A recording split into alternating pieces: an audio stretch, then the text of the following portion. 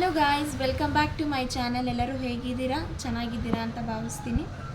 ಇವತ್ತಿನ ಬ್ಲಾಗ್ ಏನು ಅಂದರೆ, ಇವತ್ತು ರಕ್ಷಾಬಂಧನ ಆಗಿದೆ. ಸೊ ಹಂಗಾಗಿ ರಕ್ಷಾಬಂಧನ ದಿನ ಒಂದು ಬ್ಲಾಗ್ ಮಾಡೋಣ ಅಂತ ಅನ್ನಿಸ್ತು. ಹಾಗಾಗಿ ಮಾಡ್ತಾಯಿದ್ದೀನಿ. ಎಲ್ಲರೂ ಕೂಡ ರಕ್ಷಾಬಂಧನ ಸೆಲೆಬ್ರೇಟ್ ಮಾಡ್ತಾಯಿದ್ದೀರಾ ಅಂತ ಅಂದ್ಕೊಳ್ತೀನಿ. ಎಲ್ಲರಿಗೂ ಒಳ್ಳೆಯದಾಗಲಿ, ಆರೋಗ್ಯ ಆಯಸ್ಸು ಕೊಟ್ಟು ಎಲ್ಲರನ್ನೂ ಕಾಪಾಡಲಿ. ಇವತ್ತು ನಾನು ಬೆಂಗಳೂರಿಗೆ ಹೋಗೋಕ್ಕಾಗಲ್ಲ. ಮೊನ್ನೆ ತಾನೇ ವರಮಹಾಲಕ್ಷ್ಮಿ ಹಬ್ಬಕ್ಕೆ ಹೋಗಿ ಬಂದಿದ್ದೆ ಅತ್ತೆ ಮನೆಗೆ.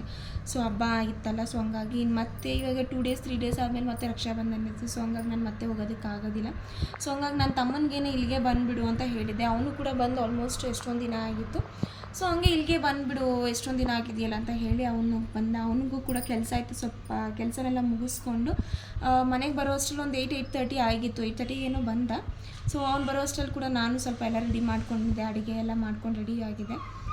ಅವನು ಬಂದ 8:30 ಬಂದಿದ್ದ ತಕ್ಷಣ ರಾಖಿ ಕಟ್ಟಿದೆ. ನಾನು ಅವನಿಗೂ ಒಳ್ಳೆಯ ಆರೋಗ್ಯ ಆಯಸ್ಸು ಕೊಟ್ಟು ಕಾಪಾಡಲಿ ಅನ್ನೋದಷ್ಟೇ ನನಗೂ, ಬೇರೆ ಇನ್ನೇನು ಬೇಡ. ಅವ್ನು ಚೆನ್ನಾಗಿದ್ದರೆ ಅಷ್ಟೇ. ಸೊ ರಾಖಿ ಹಬ್ಬನ ನಾನು ಸೆಲೆಬ್ರೇಟ್ ಮಾಡಿದ್ದೀನಿ. ಸಿಂಪಲಾಗಿ ಅದು ಕೂಡ ಹೇಗೆ ಸೆಲೆಬ್ರೇಟ್ ಮಾಡಿದೆ ಅಂತ ವಿಡಿಯೋ ಮಾಡ್ಕೊಂಡಿದ್ದೀನಿ. ಅದನ್ನು ಆ್ಯಡ್ ಮಾಡ್ತೀನಿ ನೋಡಿ. ಮತ್ತು ಮೊನ್ನೆ ವರಮಹಾಲಕ್ಷ್ಮಿ ಹಬ್ಬದ ವಿಡಿಯೋ ಮಾಡ್ಕೊಳ್ಳೋಕ್ಕಾಗಲಿಲ್ಲ, ಯಾಕಂದರೆ ತುಂಬ ಕೆಲಸ ಆಯಿತು ನನಗೆ. ಸೊ ಮನೆ ಕೆಲಸ, ದೇವ್ರ ಪೂಜೆ, ಅಡುಗೆ ಅದು ಅಂತ ಸ್ವಲ್ಪ ಕೆಲಸ ಇದ್ರಿಂದ ನಾನು ಏನು ವೀಡಿಯೋಸ್ ಮಾಡ್ಕೊಳ್ಳೋಕ್ಕೆ ಆಗಲಿಲ್ಲ. ಸ್ವಲ್ಪ ಕ್ಲಿಪ್ಪಿಂಗ್ ತೊಗೊಂಡಿದ್ದೀನಿ ಗ್ಯಾಪಲ್ಲಿ, ಅದನ್ನು ಕೂಡ ಆ್ಯಡ್ ಮಾಡ್ತೀನಿ ನೋಡಿ. ನಿಮ್ಗೆ ಇಷ್ಟ ಆಗುತ್ತೆ. ಇಷ್ಟ ಆದರೆ ಮರಿದಂಗೆ ಲೈಕ್ ಮಾಡಿ, ಕಮೆಂಟ್ ಮಾಡಿ, ಸಬ್ಸ್ಕ್ರೈಬ್ ಮಾಡಿ. ನೋಡ್ಕೊಬನ್ನಿ ಹೇಗಿದೆ ಏನು ಅಂತ. ಮತ್ತು ನೆಕ್ಸ್ಟ್ ಮುಂದಿನ ವ್ಲಾಗಲ್ಲಿ ಸಿಗ್ತೀನಿ ನೋಡಿ. ಈ ವ್ಲಾಗ್ ಇಷ್ಟ ಆಗುತ್ತೆ ಅಂತ ಅಂದ್ಕೊಂಡಿದ್ದೀನಿ ನನಗೆ.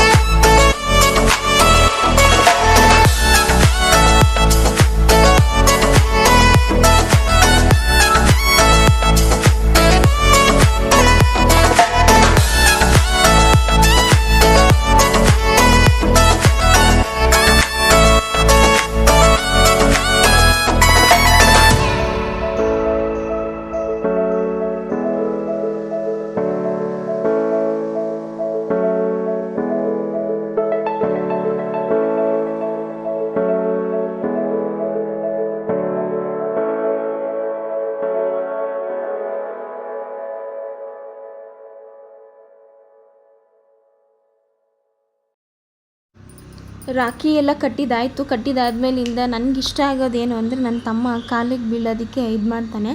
ಸೊ ಬೀಳ್ತಾನೆ ಪಾಪ, ಅದರಲ್ಲೇನಿಲ್ಲ. ಆದರೆ ನನಗೇನೋ ಒಂಥರ ಅವನ್ನ ರೇಗಿಸೋದಕ್ಕೆ ಖುಷಿ. ಸೊ ಹಂಗಾಗಿ ಬಾ ಎದ್ದು ಬಂದು ಕಾಲಿಗೆ ಬೀಳು ಅಂತ ಹೇಳ್ತಾ ಇದ್ದೆ. ಮತ್ತು ಯಾವ ಕಡೆ ನಿಂತ್ಕೋಬೇಕು ಅಂತ ಗೊತ್ತಾಗಲಿಲ್ಲ. ಸೊ ಹಂಗಾಗಿ ನಮ್ಮ ಮಾವ ಅಲ್ಲೇ ಕೂತ್ಕೊಂಡಿದ್ರು. ಸೊ ಅವ್ರನ್ನ ಕೇಳ್ತಾ ಇದ್ದೆ ಯಾವ ಕಡೆ ನಿಂತ್ಕೋಬೇಕು ನಾನು ಅಂತ ಅಂದ್ಬಿಟ್ಟು. ಅವ್ರ ಹತ್ರ ಅವರು ಕೂಡ ಈ ಕಡೆ ನಿಂತ್ಕೋ, ಈ ಸೈಡ್ಗೆ ಅಂತ ಅಂದರು. ಸರಿ ಅಂತ ಅಂದ್ಬಿಟ್ಟು ನಿಂತ್ಕೊಂಡೆ. ಅದು ಕ್ಯಾಮ್ರಾದಲ್ಲಿ ಸರಿಯಾಗಿ ಫೇಸ್ ಕಾಣಿಸ್ಲೇ ಇಲ್ಲ. ಇನ್ನು ಮತ್ತೆ ಬೇಡ ಬಿಡು ಹೋಗ್ಲಿ ಓಕೆ ಅಂತ ಅಂದ್ಬಿಟ್ಟು ಸುಮ್ಮನೆ ಅದೇ ನನ್ನ ಕಾಲಿಗೆ ಬಿದ್ದು ಆಶೀರ್ವಾದ ತೊಗೊಳ್ತಾ ಇದ್ದಾನೆ. ನಾನು ನೀಟಾಗಿ ಇನ್ನೊಂದು ಸ್ವಲ್ಪ ಬಗ್ಗು ಅಂತ ಹೇಳ್ತಾ ಇದ್ದೆ. ಹಿಂದೆಗಡೆ ಎಲ್ಲ ನೀಟಾಗಿ ಟಚ್ ಮಾಡಬೇಕು ಪಾದನ ಅಂತ ಅಂದ್ಬಿಟ್ಟು ಅವನಿಗೆ ರೇಗಿಸ್ತಾ ಇದ್ದೆ. ಆಮೇಲಿಂದ ಆಶೀರ್ವಾದ ಕೂಡ ತೊಗೊಂಡ. ಅವನಿಗೆ ಒಳ್ಳೇದಾದರೆ ನಮಗಷ್ಟೇ ಸಾಕು.